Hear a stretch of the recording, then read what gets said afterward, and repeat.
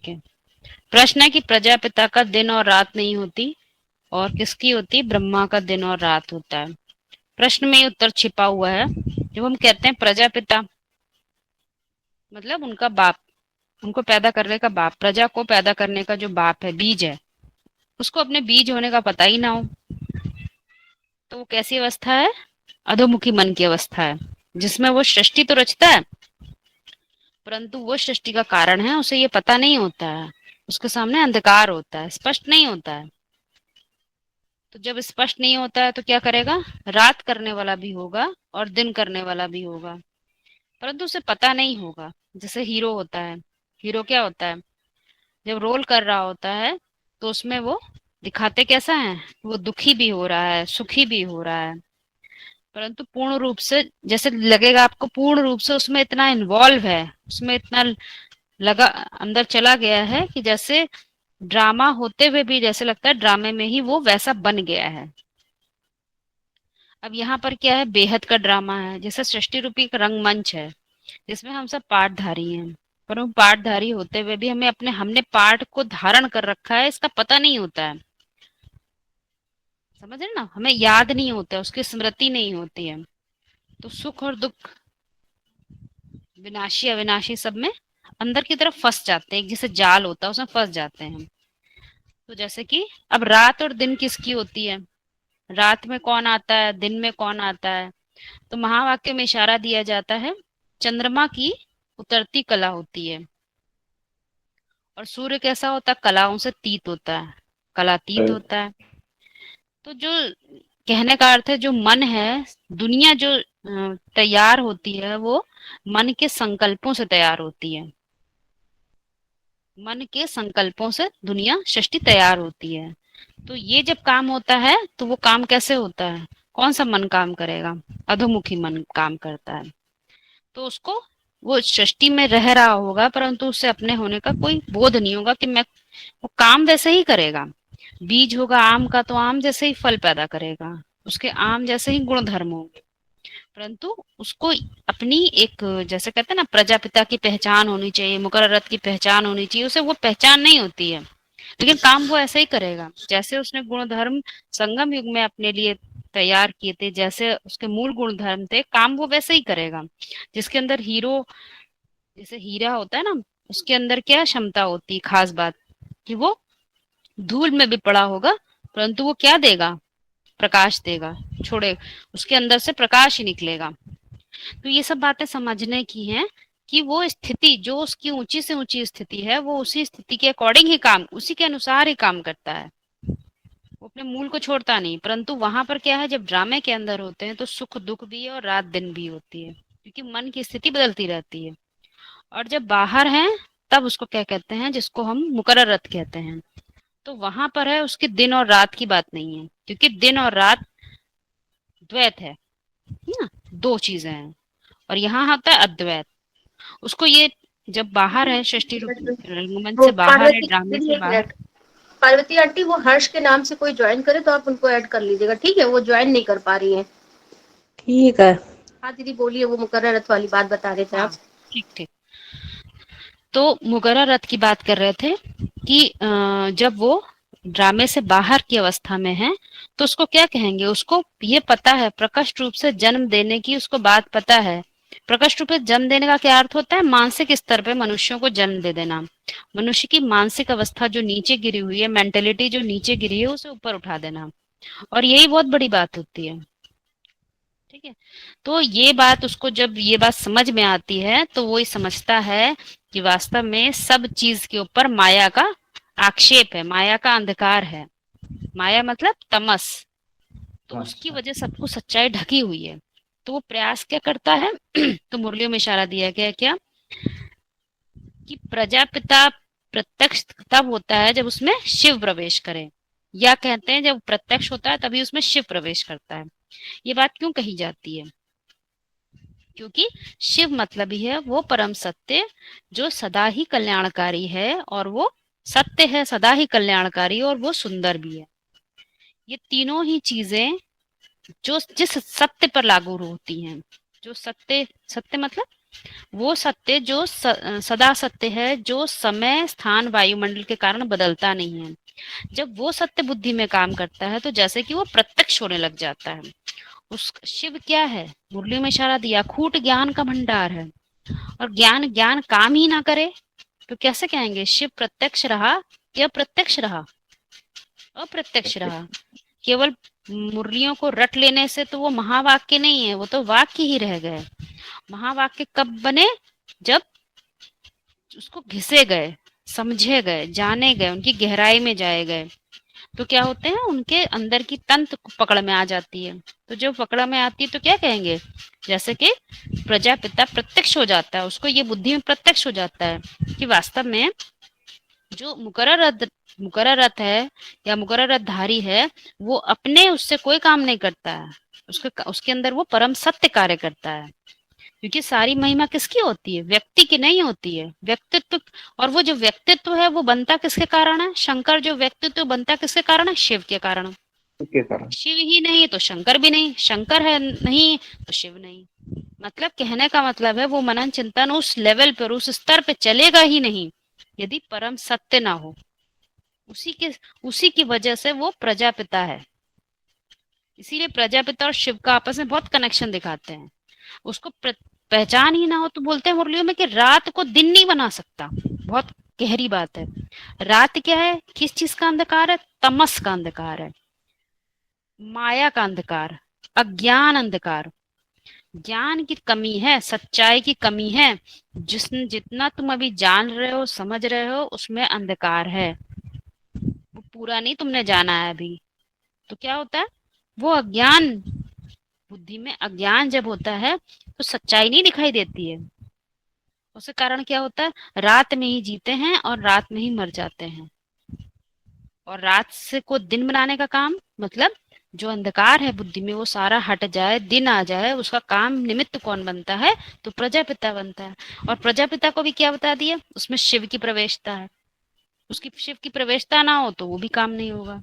तो दोनों चीज चाहिए। हीरो पाठधारी को अपने हीरो होने का पता भी हो, और वो हीरो तभी है जब उसमें कौन काम करता है? परम सत्य काम करता है। ये बहुत जरूरी है। क्योंकि ये जो दुनिया में जी रहे होते हैं, ये भी जानकारी, ये भी ज्ञान है, परंतु ये ज्ञान कैसा है? आज सत्य प्रतीत होता है, कल असत्य प्रतीत होने लग जाता है। तो ये ज्ञान वास्तविक ज्ञान नहीं है, ये एक समय के बाद खंडित हो जाएगा। और जो परम सत्य ज्ञान है वो सदा ही कल्याणकारी होना चाहिए। उसको खुद ये रियलाइज होता है कि यही ज्ञान है जो मानसिक क्षमता, बौद्धिक क्षमता को बनाए रखेगा, तुम्हें सत्य की सत्ता से जोड़े रखेगा। इसीलिए रात को दिन जो बात आती है वो काम कौन करता है? जब वो उसमें शिव की प्रवेशता हो। प्रवेशता समझ में आ रहा है ना? प्रकट रूप से आवेश, बुद्धि में किसी चीज का प्रकट रूप से आवेश नहीं होता तो क्या होता है, जो नीचे की चीजें है ना, नीचे स्तर पर निचली सोच है, वो काम करती रहती है। इसीलिए प्रवेश वर्ड यूज करते हैं।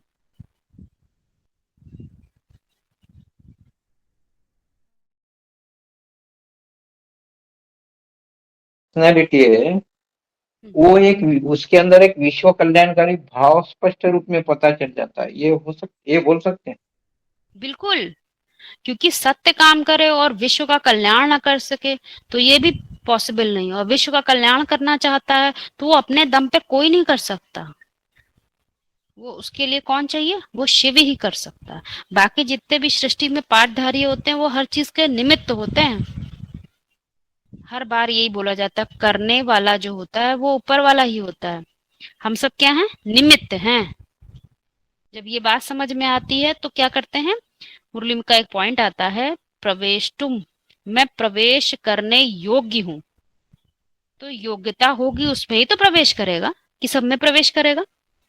तो नीचे वाला क्या करता है? अपने अंदर की पात्रता को डेवलप करता है। पात्रता को, जो पात्रता मतलब उसके अंदर जो पात्र, ज्ञान को संभाल पाने की जो क्षमता है ना, वो कैसी होनी चाहिए? ऐसी नहीं होनी चाहिए, अपवित्र बुद्धि नहीं होनी चाहिए कि आज बात समझ में आए, आज आए कल निकल जाए। बुद्ध रूपी पात्र में छेद नहीं होना चाहिए। तो इसीलिए समझाया वो पात्रता बढ़ती है, योग्यता होती है, तो उसमें ही प्रवेश, मैं प्रवेश करने योग्य तो हूँ, परंतु वो योग्य हूँ, परंतु योग्यता ही नहीं होगी तो प्रवेश कैसे करेगा।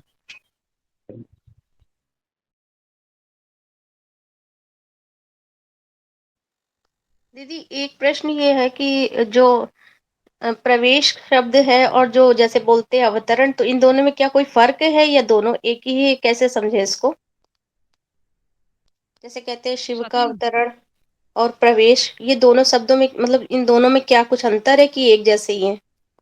हाँ इसका मुरली पॉइंट, स्वाति दी मुरली पॉइंट बताइए, कुछ है। हाँ, देख रहे हैं दोनों में बहुत बड़ा अंतर है। प्रवेश कब होता है? पुरुषार्थी स्टेज की बात है, संगम युग की बात है। तो जो बोला है प्रवेशतम, किस लिए प्रवेश हो रहा है? कि पुरुषार्थ बिना प्रवेश हुए हो नहीं सकता। प्रकृष्ट रूप से जब तक वो आवेशित ना हो, चार्ज ना हो जाए, उस ज्ञान की उस फोर्स ना भर जाए, तब तक पुरुषार्थ नहीं हो सकता। और जब पूरा फोर्स भर गया, पुरुषार्थ संपन्न हो जाता है, तब सत्य पूरा प्रत्यक्ष हो गया, उसके बाद अवतरण होता है धीरे धीरे। तो वो शक्ति के रूप में अवतार होता है। सत्य मेल वर्जन में प्रत्यक्ष होता है, फिर फीमेल वर्जन में साकार में जब होता है, तो वो इसलिए भगवान के अवतार, दशावतार गाए हुए हैं, वो अवतरित होता है एक एक करके। तो ये दोनों में अंतर है। ये प्रवेशम है चढ़ते समय, और अवतरण है उतरते समय। फीमेल वर्जन कह सकते हैं ना। हाँ, फीमेल, फीमेल वर्जन में हम इसका वो निकाल देते हैं हाँ पोस्ट। पोस्ट। और एक चीज और भी है, मुरलियों में बोलते हैं शिव शक्ति अवतार, तो पहले शिव है ना, और फिर शिव की जो शक्ति तैयार होती, वो शक्ति धीरे धीरे अवतरित होती, नीचे की तरफ आती है। क्योंकि क्या होगा, पहले पुरुष चढ़ गया, सबसे ऊंचाई पे चढ़ गया, फिर उसके बाद क्या हुआ, सबसे उच्चतम शिखर में जाने के बाद क्या होता है, जब प्रकट फीमेल वर्जन भी, मतलब वो शक्ति, जो ज्ञान था शिव परम सत्य का ज्ञान था, वो किसका रूप ले लेता है, अंत का यही नारा है। तो जो जानकारी थी वो किस रूप में आ गई, शक्ति के रूप में आ गई। तो जब शक्ति होगी तो क्या होगा, धीरे धीरे नीचे ही आएगी, ज्ञान चढ़ने के शक्ति। निमित्त बन गया। ठीक है, समझ में आ गया। और इसमें इसको ऐसे भी समझ रहे हैं कि जैसे कि अभी तो जो पुरुषार्थी स्टेज में जो भी सत्व इकट्ठा कर रहे हैं, बुद्धि में धारण कर रहे हैं, माना वो जो भर रहा है बुद्धि में, इकट्ठा हो रहा है, फिर वो कैसे कैसे वो अवतरित होगा, जैसे समय स्थान वायुमंडल जैसे जैसे चेंज होता जाएगा, वैसे वैसे वो अवतरित होता चला जाएगा ज्ञान, वो जो है प्रैक्टिकल होता जाएगा ना दीदी, ऐसे हाँ समझे ना? हाँ जी, हाँ हाँ, हाँ, हाँ फील्ड। बिल्कुल। बोला गया है, ठीक है। अंत में शिव शक्ति अप्रत्यक्ष हुई, उसका कारण क्या, बीच में क्यों नहीं, पहले क्यों नहीं, क्या दीदी कारण? भैया बीच में कैसे हो सकता है, शिव तो हो, शिव मतलब क्या, जो ज्ञान है परम सत्य है, उसको जो रिसीवर है उसने पूरा समझा तो हो। शिव और शंकर मुरली में क्या बोलते हैं, अंत में शिव और शंकर मिलकर एक हो जाते हैं। तो शिव और शंकर का जब मेल ही नहीं होगा, तो पूरा जो ज्ञान है वो अब तक वेदांत ही नहीं हुआ, विद मना जानकारी, उसके अंत तक पहुंचे ही नहीं। तो क्या होगा, शिव शक्ति का रूप लेगा। शक्ति का मतलब ये होता है पूरा उसका पूरे ज्ञान का सार आ जाना, इसीलिए उसको हमेशा फीमेल वर्जन दिखाते हैं। शक्ति को जब भी दिखाते हैं तो उसको फीमेल के रूप में दिखाते हैं, और पांडव को हमेशा मेल वर्जन में दिखा देते हैं। वास्तव में ये कोई व्यक्ति की बात नहीं है, ये आत्मा में दोनों वर्जन काम करते हैं, एक मेल वर्जन और एक फीमेल वर्जन, चाहे उसको मेल प्लग भी और फीमेल प्लग भी कह सकते हैं। तो जब हम लोग रोल प्ले करेंगे, तो मुरलियों में एक इशारा दिया गया है, ज्ञान तो नहीं रह जाता, परंतु क्या रह जाता है, ज्ञान का तंत्र रह जाता है, वो मूल भाव आत्मा का बन जाता है, वो शक्ति तैयार हो जाती है, वो शक्तिशाली बन जाता है, जिसको मुरलियों में बोला है, तुम बच्चे मास्टर सर्वशक्तिमान होते हो। तो सर्वशक्तिमान कैसे, वो ज्ञान की ही जो शक्ति आ गई, वो ही शक्ति को प्रैक्टिकल करने वाले हो गए, तो मास्टर हो गए, मास्टर ऑफ ऑल। तंत्र की बात समझिएगा, बिल्कुल तंत्र की बात है ये। दुनिया में भी कोई डॉक्टरी पढ़ता है, कोई वकील बनता है, तो उसने वो पढ़ाई करके उसका क्या अर्जित कर लिया, उसे कोई उसकी लाइंस थोड़ी याद रहती हैं, डेफिनेशन थोड़ी याद रहती है, लेकिन उन सबका क्या रह जाता है, उसके पास तंत्र रह जाता है। और वो तंत्र की ही शक्ति है उसके अंदर। कोई बोलेगा हम डॉक्टर के पास जा रहे हैं, तो डॉक्टर किताब पढ़कर थोड़ी उसका इलाज करेगा। वो जो उसका मूल भाव, या उसको वहां पर की दुनिया में हम अनुभव कह सकते हैं, वो जो बन गया, उसका एक्सपीरियंस हो गया, वो उसके आधार पर वो देखता है, मरीज को बता देता है प्रॉब्लम क्या है। ऐसे यहाँ पर भी है।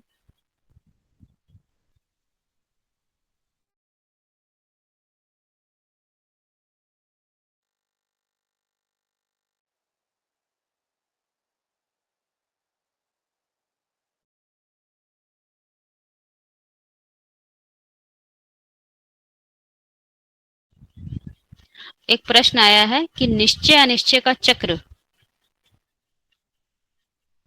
क्या है? निश्चय अनिश्चय का चक्र क्या है? देखिए ये सजा बहुत ही किताब गहरी। में को निश्चय अनिश्चय का चक्र नहीं आता है, उस चक्र हाँ, से वही बाहर बात होती है। उसी को आगे पढ़ेंगे। मतलब निश्चय अनिश्चय है वास्तव में किस चीज पर है?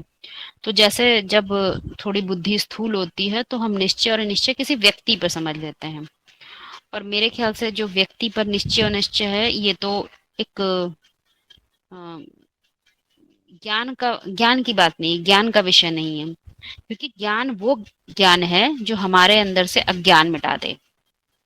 ज्ञान वास्तव में वो ज्ञान है जो हमारे अंदर से अज्ञान मिटाए, हमारे अंदर अंधविश्वास और पैदा कर दे। वो ज्ञान ज्ञान नहीं होता है, वो मात्र जानकारी हो सकती है, परंतु वो हमसे उसका कोई कनेक्शन ही नहीं है, हमारे अंदर कोई बदलाव ही नहीं हुआ।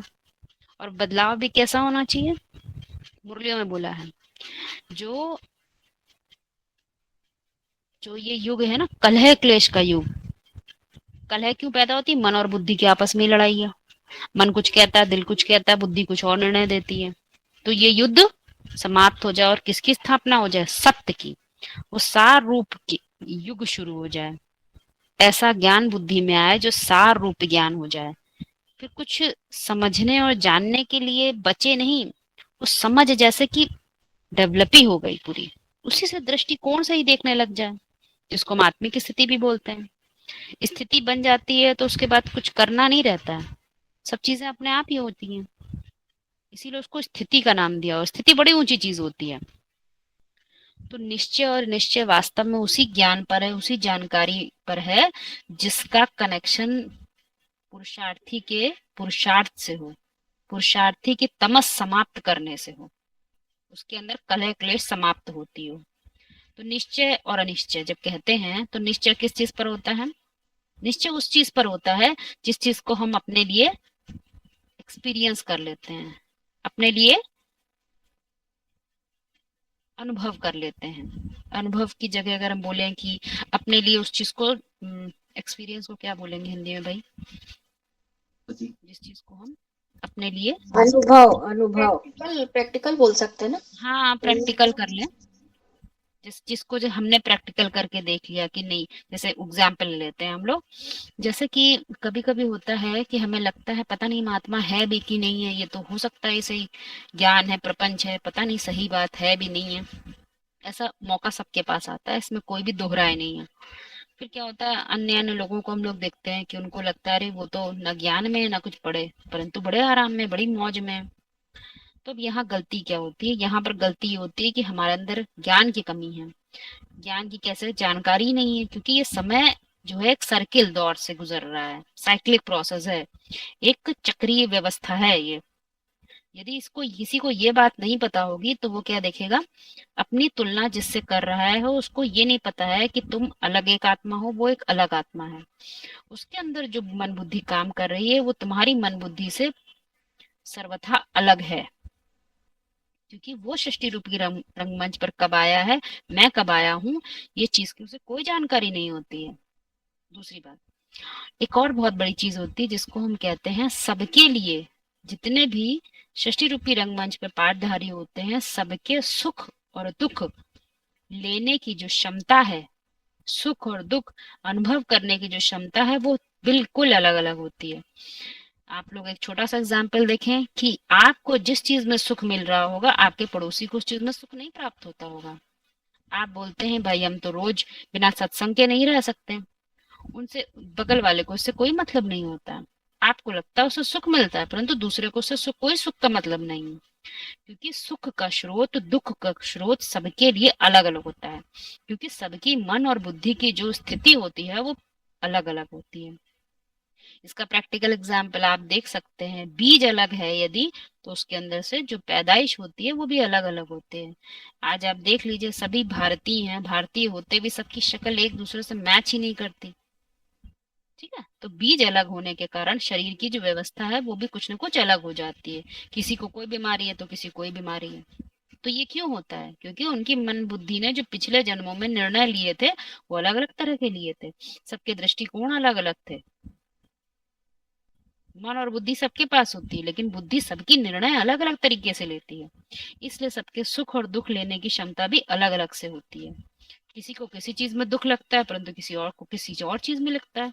किसी को लगता है मेरे पास समय नहीं है, मैं बहुत परेशान हूं, इसलिए वो दुखी होते हैं।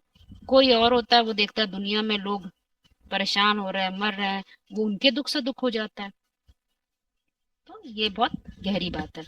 अब जब वही ज्ञान, वही जानकारी जब वो प्रैक्टिकल रूप में कहीं लगा के देखता है, तब उसे समझ में आता है, ज्ञान के साथ, खाली ऐसे ही नहीं, वो खाली ऐसे नहीं कि हाँ बस हम आत्मा है तो आत्मा का लगा लेते ज्ञान, ऐसा नहीं। आत्मा मतलब आध्यात्मिक ज्ञान को पूरा समझो, उसको जब प्रैक्टिकली लगाओ तो तुम्हें दिखाई देगा।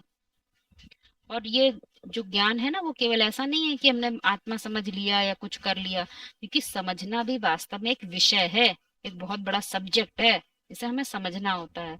उसकी उन बातों को समझना होता है जो मुख्य तौर से उसके मूलभूत सिद्धांत हैं। आत्मा के भी कुछ मूल सिद्धांत हैं, उनको तुम्हें पता करना चाहिए। समय क्या है, स्थिति क्या है, ड्रामा क्या है, एक्टर होना क्या है, और फिर उन सब बातों को अपने ऊपर प्रैक्टिकली लगाना। तो जब ऐसे ऐसे पॉइंट्स को हम अपने ऊपर ही लगाते हैं तो क्या होता है, निश्चयात्मक बुद्धि जो होती है ना, वो निर्णय लेने लगती है, नहीं ये बात सही है। जितना सही 2 और 3 को जोड़कर 5 होता है, उतना ही सही ये ज्ञान भी है। तो उसकी बुद्धि उस बात को निश्चय कर लेती है अपने लिए, और जब वो चीज निश्चय हो जाती है तो बुद्धि सेट होने लग जाती है। लेकिन ये जो निश्चय और अनिश्चय का जो चक्र है, वो एक अधोमुखी मन होता है जो नीचे की तरफ दुनिया बनाता है, उसमें तो चलेगा ही चलेगा। क्यों? आप कुछ समझ रहे हैं, पढ़ रहे हैं, बीच में दूसरा आकर टांग अड़ा देगा। माया के वशीभूत तो है ही दुनिया ना, वो आके बोलेगा अरे ये सब क्या है, इससे कुछ नहीं होने वाला, तुम ये सब करो, ये सब करो, इससे कुछ फायदा नहीं होने वाला है, इससे क्या तुम कमा लोगे, कोई नहीं, 2 रोटी भी नहीं मिलेगी तुमको ढंग से। तो वहां उसका ज्ञान टूट जाता है, और ये बहुत प्रैक्टिकली हम लोग देख सकते हैं, सबके बहुत लोगों के साथ होता है। तो उस जब हम अधोमुखी मन की अवस्था है, उसमें निश्चय और निश्चय आता ही रहता है। लेकिन ऊर्ध्वमुखी मन की अवस्था, उसको कैसा दिखाया है? शिवलिंग का रूप दिखाया है।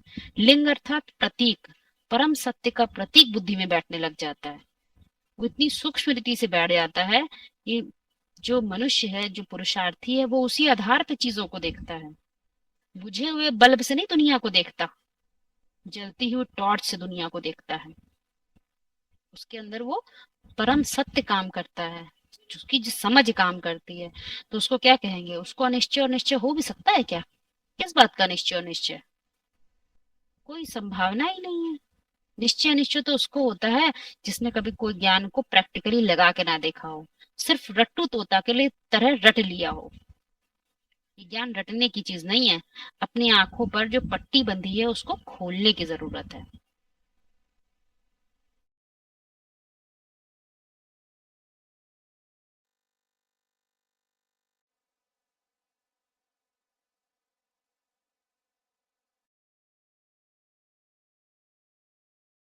आगे बढ़े।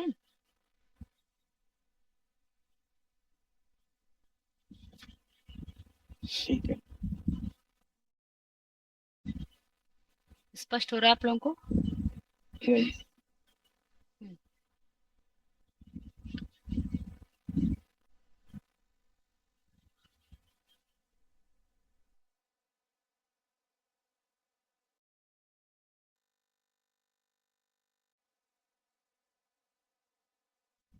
ठीक है। एक प्रश्न आया है कि गंगा स्नान को बाहर की दुनिया में, या कहें भक्ति मार्ग में बड़ा ऊंचा माना जाता है और लोग इसका अनुभव भी करते हैं, अपना जाते रहते हैं। परंतु वो है पानी का स्नान और तुम्हारी क्या है, याद की यात्रा है। तो पानी में याद क्या होती है, उसको मुरली में बताया गया है स्मृति, अग्नि, अग्नि का रूप बताया है याद को। थोड़ा गहराई समझेंगे। और जल का रूप कैसा होता है, जल की खास बात क्या होती है, जितनी ऊंचाई से आप उसको डालेंगे उतनी वहां से वो नीचे ही जाएगा, जल से ऊंचा नहीं चढ़ा जा सकता है। कोई 10 किताबें पढ़ ले तो क्या होगा, उसको विद्वान होने का अहंकार तो आ जाएगा, परंतु उसको विद्वान, जो विद्वान होते हैं ना, उसके अंदर की जो विदुषिता होती है, बुद्धि के अंदर एक बुद्धिमत्ता काम करती है, वो नहीं डेवलप होगी। सूक्ष्म बात है, थोड़ा फिर समझिएगा। जैसे किसी ने कहा मैं डॉक्टर बन गया, तो उसने डॉक्टर का जो ज्ञान था उसने उसने उसको पैसे कमाने में लगा दिया पूर्ण रूप से, चाहे ऐसे चाहे तैसे करके उसे ढेर सारा पैसा कमा लेना है। उसने क्या किया, उसने वो जो बुद्धि थी, डॉक्टर वाली जो बुद्धि थी, उसका इस्तेमाल करके उसने ढेर सारे पैसे कमाने शुरू कर दिए, चाहे ऐसे चाहे तैसे करके, झूठ बोल के, किसी तरह इलीगल काम करके भी शुरू कर दिया उसने काम। एक और था उसका दोस्त, वो भी डॉक्टर बना, लेकिन एक उसने खास बात क्या पकड़ी, उसने डॉक्टर होने की बात को, उसके गुण धर्म को किससे जोड़ दिया, ईश्वर से जोड़ा। जिस प्रकार ईश्वर की जो सत्ता है, ईश्वर का जो सत्य है, वो सबके लिए कल्याणकारी रूप से कार्य करता है, भेद नहीं करता। तो मैं तो वो गुण धर्म पकड़ूंगा। डॉक्टरी का ज्ञान था उसके अंदर, लेकिन उसको किस तरह उसने अप्लाई किया, उसने उसका जो गुण, उसने उसमें ईश्वर के सत्य को, उसकी सत्ता को जोड़ दिया। उसने पढ़ाई उसने दुनियादारी की वही सब करी, लेकिन जैसे ही उसने ये सब कुछ ईश्वर अर्पणम, ईश्वर का दिया ये जो ज्ञान है, ये जो डॉक्टरी की पढ़ाई थी, वो ईश्वर की कृपा से मुझे मिली थी, और मैं जो कुछ भी करूंगा वो ऐसा रह के करूंगा कि मैं जो हूँ गलत काम नहीं करूंगा, और ऐसा सबको करूंगा कि किसी का अकल्याण ना होने पाए, कल्याण अर्थ करूंगा। दीदी तो सेवा यहाँ पर भाव खास बात किया है, ना, हाँ सेवा भाव सेवा किया। भाव से करूंगा, हाँ सेवा भाव से करूंगा। तो देखिए दोनों की मेंटल स्टेट, जिसको हम स्थिति कहते हैं, उसमें बड़ा अंतर आ गया। उसने वही ज्ञान को जब जिसने यूज करना शुरू करा, तो उसका तो जल था, और जल था तो क्या हुआ, उसकी स्थिति नीचे गिरती गई। पैसा तो बहुत आता गया, लेकिन उसकी स्थिति नीचे गिरती चली गई। और दूसरा था, उसने क्या किया, पैसे को उसने इतना ज्यादा उसने उतना ही इम्पोर्टेंस दी जितना उसके आराम से खाना चल जाए, और उसके बाद उसने जन कल्याण पे ज्यादा ध्यान दे दिया। तो उसका क्या हुआ, उसके अंदर एक भाव आने लगेगा, क्या, कि उसने जो उसको ज्ञान जानकारी प्राप्त हुई, उसने उसका बहुत अच्छे तरीके से इस्तेमाल कर लिया। तो उसके अंदर आत्म का बल, एक आत्मा का जो बल होता है, वो बढ़ता चला गया। उसने कभी अपने अंदर आत्मग्लानि नहीं महसूस करी। बहुत बड़ी चीज होती है आत्मग्लानि। यदि, क्योंकि दुनिया तो नहीं जानती तुम चोरी कर रहे हो, डकैती कर रहे हो या अच्छा कर रहे हो, नहीं जानती, परंतु जो आत्मा रोल प्ले कर रही होती है, उसको ये पता होता मैं सही कर रही हूँ या गलत कर रही हूँ। तो जिसने गलत काम में करके पैसा कमाया, जिस डॉक्टर ने, उसके अंदर क्या भाव डेवलप हो रहा था, आत्मग्लानि का। दुनिया नहीं देख रही थी, परंतु आत्मग्लानि कभी नहीं खत्म होती है। तो ये बहुत सूक्ष्म चीज है, बहुत सूक्ष्म में वो चीज अपने अंदर रहती है। तुम किसी का मर्डर कर कर आ जाओ, किसी कोई प्रूफ नहीं मिल सकता, तुम्हें कोई जेल भी नहीं देगा, परंतु वास्तव में तुमने अपने आप को एक जेल में डाल लिया है, क्योंकि वो आत्मग्लानि के द्वारा तुम्हें रोज सताएगा। और दूसरे ने क्या करा, आत्मा का बल बढ़ता चला गया, उसको उसकी स्थिति अच्छी बनी रही। तो दोनों में फर्क आया ना। तो अब आते हैं यही बात पर कि ज्ञान और एक ज्ञान का स्नान होता है ना। हमें जानकारी तो मिल गई, हमने उसे खूब स्नान किया, ढेर सारी किताबें पढ़ के विद्वान बन गए, परंतु उस विद्वान के अंदर की जो विदुषता थी वो हट गई, वो खत्म हो गई। तुम विद्वान कितने भी बन जाओ, लेकिन तुम्हारे अंदर जो मूल रूप में विदुषता है वो तभी है जब तुम सत्य को पकड़ के जियो। सत्य यदि तुम्हारी बुद्धि से हट जाएगा, सत्य की सत्ता भी पीछे से काम करना छोड़ देगी। तुम मनुष्य से जानवर तो बन पाओगे, लेकिन मनुष्य से देवता कभी नहीं बनने की सोच पाओगे। इसीलिए उसको याद बोला है। एक है ज्ञान का स्नान और एक है याद की यात्रा। यात्रा में क्या होता है, हम धीमे धीमे आगे अपने जहां पहुंचना है वहां चढ़ते जाते हैं, वहां पहुंचते जाते हैं, यात्रा है। और स्नान में क्या हुआ, पानी ऊपर से आया, सब गिर गया। आज शरीर धुला, कल फिर मैला हो गया। और यात्रा में क्या हो रहा है, शरीर पर नहीं ध्यान है। कहाँ ध्यान है, सारा ही ध्यान स्मृति पर है। आपकी स्मृति ऊंची चढ़ रही है। और स्मृति एक ऐसी चीज है, शरीर भी छूट जाए, जन्म जन्मांतर बदलते रहे, परंतु आत्मा की स्मृति नहीं खोती है। इसी को कहते हैं आत्मबल। अपनी वो स्मृति नहीं खोती है, उसी को हम लोग क्या बोलते हैं, आत्मा का बल काम करता है। कहीं से आता नहीं है आत्मा का बल, वो अंदर से काम करता है।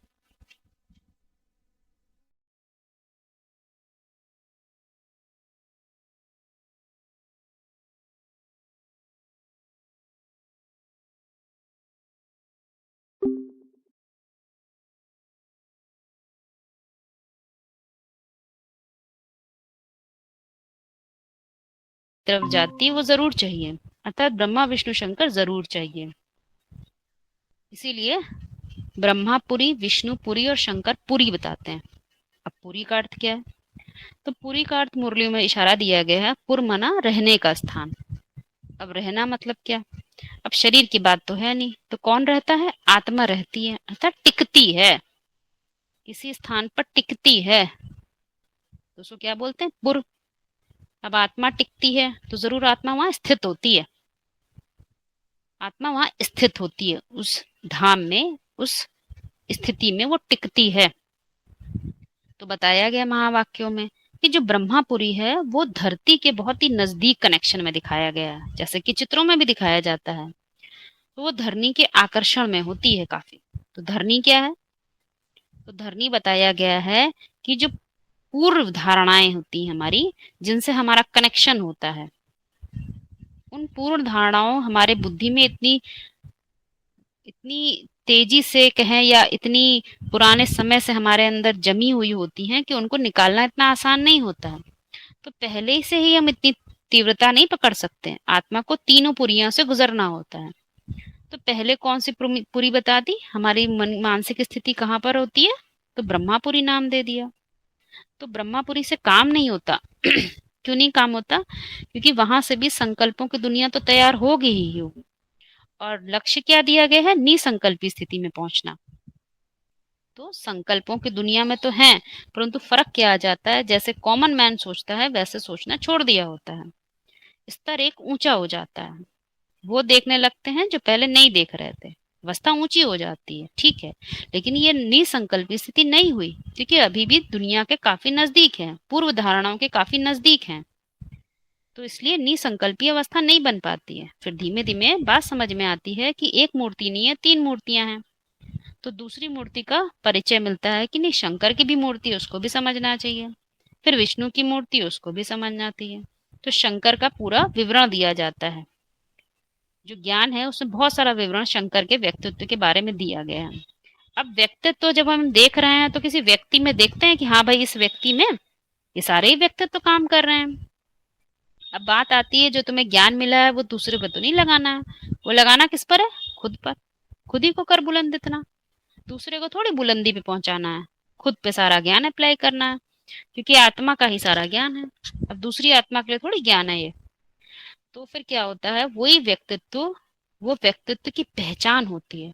और जैसे जैसे पहचान होती जाती है तो क्या किस पर लगाएंगे, वो आत्मा अपने ऊपर लगाएगी। वो पुरुषार्थी खुद में देखेगी, मेरा व्यक्तित्व काम कर रहा है नहीं कर रहा है, तो ज्ञान बेकार है मेरे लिए। क्योंकि ज्ञान क्या खास बात क्या है, खाली ज्ञान नहीं, ज्ञान के साथ जैसे कि बताया गया अभी, याद भी होना चाहिए। याद की एक यात्रा पर हैं हम सब, और यात्रा पर तभी हम चल पाएंगे जब ज्ञान का हमें सहारा होगा। स्मृति में क्या आएगा, यदि ज्ञान ही नहीं होगा तो हमारी स्मृति ही नहीं ऊंची उठेगी। तो वो शंकरपुरी की बात हो गई। और फिर विष्णुपुरी, कहने का अर्थ है जब हम स्थिति में अपनी आत्मिक स्थिति में पूरा पहुंच जाते हैं तो कैसा ज्ञान शुरू हो जाता है, जिसको हमने बोला शांति धाम। सारे ही चीजों से, पुरानी दुनिया से मुक्त होने के बाद कौन सा पार्ट शुरू होता है? जीवन मुक्ति। तो जीवन मुक्ति को किससे जोड़ा गया है? विष्णु के पार्ट से जोड़ा गया है। तो तीनों प्रकार के व्यक्तित्व हैं। ये व्यक्तित्व कौन करेगा?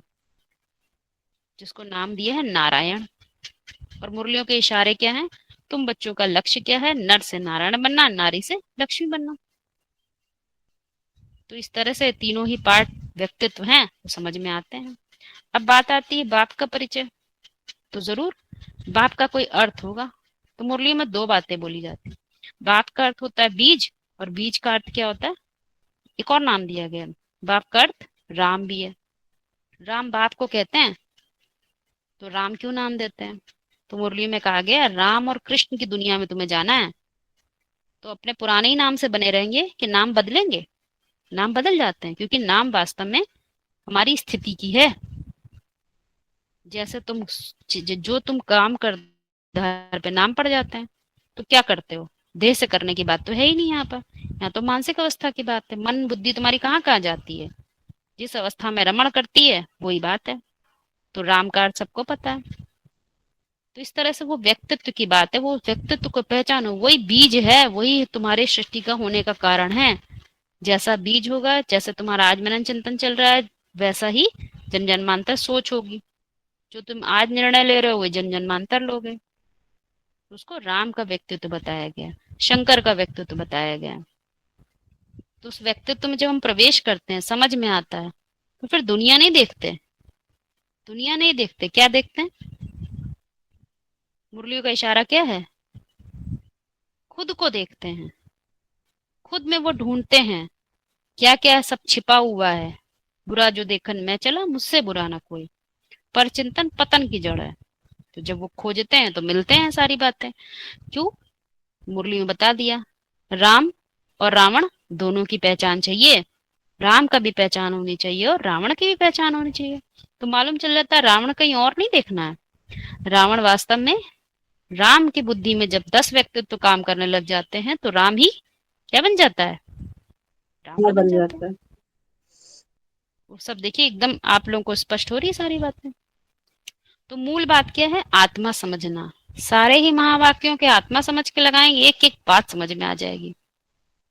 सारा ही सूत्र जो मुंझा हुआ है उसका कारण क्या है? आत्मा नहीं समझते हैं, कुछ न कुछ देह का उसमें जोड़ देते हैं। ये जो आपने बताया, इस आधार पर एक बात और निकलती है, जैसे बिंदु बिंदु आत्माओं के बीच मनुष्य सृष्टि की, जो आत्माओं के बीच एक बड़ा भाई भी कहो और मनुष्य सृष्टि का बाप भी कहो, उसका भी परिचय आ गया ना उसमें। तो कैसे समझे? मनुष्य का मतलब क्या चीज है ये तो बताएं पहले। चिंतन करने वाला। हाँ जी, चिंतन करने वाला मनुष्य। मनन चिंतन करने वाला। तो यदि आप दुनिया को बाहर देखें तो क्या सबका मनन चिंतन एक जैसा होता है? कुछ तो खास बात है। एक खास बात है क्या? एक पर्टिकुलर समुदाय से, संप्रदाय से जो लोग जुड़ते हैं उनकी मनन चिंतन लगभग एक ही जैसी होती, लगभग मोटे तौर पे देखें तो। ये तो स्वीकार करते हैं ना आप लोग। जैसे विवेकानंद को जो मानते हैं उनके फॉलोवर्स, वो विवेकानंद की फिलॉसफी को मानते हैं। जो महर्षि अरविंदो को मानते हैं, उनकी वो फिलॉसफी उनको मानते हैं। तो सबकी लगभग सोच एक जैसी होती है, उनकी मनन चिंतनशीलता एक जैसी होती है। जो मुरलियों के महावाक्यों को मानते हैं उनकी मनन चिंतन की शैली एक जैसी, लगभग एक जैसी होती है। तो ये जो अलग अलग चिंतन आपको दिखाई दे रहे हैं उनके क्या होते हैं? फॉलो करने वाले भी होते हैं। तो मनन चिंतनशीलता अलग अलग प्रकार की हुई ना। तो महावाक्यों में तो एक सूत्र बता दिया गया है कि मनुष्य सृष्टि का बाप होता है। मनुष्य सृष्टि मनन चिंतनशीलता पैदा करने का एक कोई बीज होता है। वो बीज ही पैदा करता है कैसी मनन चिंतनशीलता वाले प्राणी होने चाहिए। तो जो बीज होते हैं वो किसकी मनन चिंतनशीलता देखेंगे? औरों की देखेंगे कि खुद को देखेंगे? खुद की। खुद की देखेंगे। एक मुरली महावाक्य में ये भी तो आता है, तुम बच्चों में कोई खूबी हो या ना हो, एक बाप की पहचान की विशेष खूबी है। जब बाप की पहचान की विशेष खूबी होगी तभी तो उसका मनन चिंतन मंथन एक सा समझ में आएगा। तो बिल्कुल सही बात है। बच्चे होंगे। हाँ जी, इसमें ये मादा नहीं होगी कि मैं सत्य को पहचानूं, उसका विश्लेषण करूं, उसके तंत्र तक जाऊं और इधर उधर की बात करे, कभी ये कभी वो। तो ऐसे तो काम ही नहीं होता ना। कोई पढ़ाई भी करने बैठता है, कोई आईएएस पीसीएस की तैयारी भी करता है, तो 8-8 9-9 घंटे वो बैठ के पढ़ता है, एक एक बात पे एकाग्रता करता है। और मुख्य विषय है क्या यहाँ पर? एकाग्रता का विषय है, कोई और तो विषय है ही नहीं। तो एकाग्र बुद्धि से किया गया मनन चिंतन जो होता है वही हमारी स्थिति को ऊंचा करता है। उससे ही पहचान होती है मैं क्या हूं। इसीलिए मुरली में 2 क्वेश्चन मुख्य हैं। क्या? एक पहला, मैं हु एम आई, मैं कौन हूं और मैं कौन से धर्म का हूं। धर्म रिलीजन नहीं है, ये बात आप लोगों को कई बार स्पष्ट कर दी है। रिलीजन को ना जोड़ें। धर्म मतलब किस प्रकार की श्रेष्ठ श्रेष्ठ धारणाएं मेरे अंदर हो सकती हैं।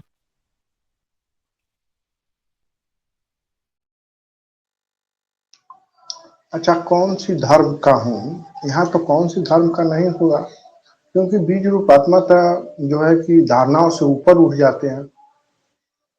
परिभाषित तो यही करते हैं ना। जब उठ गए तो किस लिए उठे? आत्मा अपनी स्थिति बनाने के लिए ऊंची उठती है तो कोई ना कोई सार तो इकट्ठा करता है। जो सार इकट्ठा करता है उससे एक दृष्टिकोण पैदा होता है।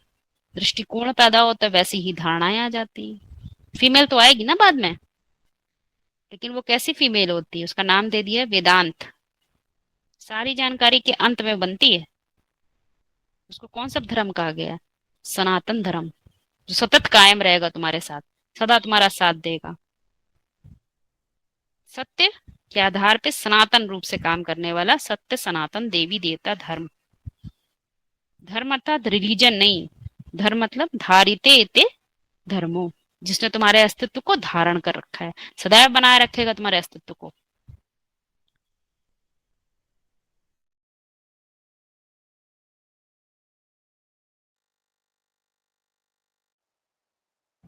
आप जो बात कर रहे हैं ना वो धारणा की बात कर रहे हैं, तो वो तो प्रकृति की बात है। लेकिन यहाँ पे धर्म मतलब होता है जो पुरुषार्थ में ज्ञान को कैसे धारण करती है आत्मा, माने मन बुद्धि। हर मन बुद्धि अलग अलग तरीके से ज्ञान को धारण करती है। शाश्वतता के आधार पर सबके धारण करने की प्रोसेस अलग अलग है। हर एक ही जैसा सब लोग ज्ञान को नहीं धारण करते, तो वो धर्म है। मतलब आत्मिक स्थिति का धर्म है कि आत्मिक आत्मिक स्मृति के आधार पे जो जैसा ज्ञान धारण करते हैं वो धर्म, उस धर्म की बात हो रही है। और वही बाद में धारणा बन जाता है।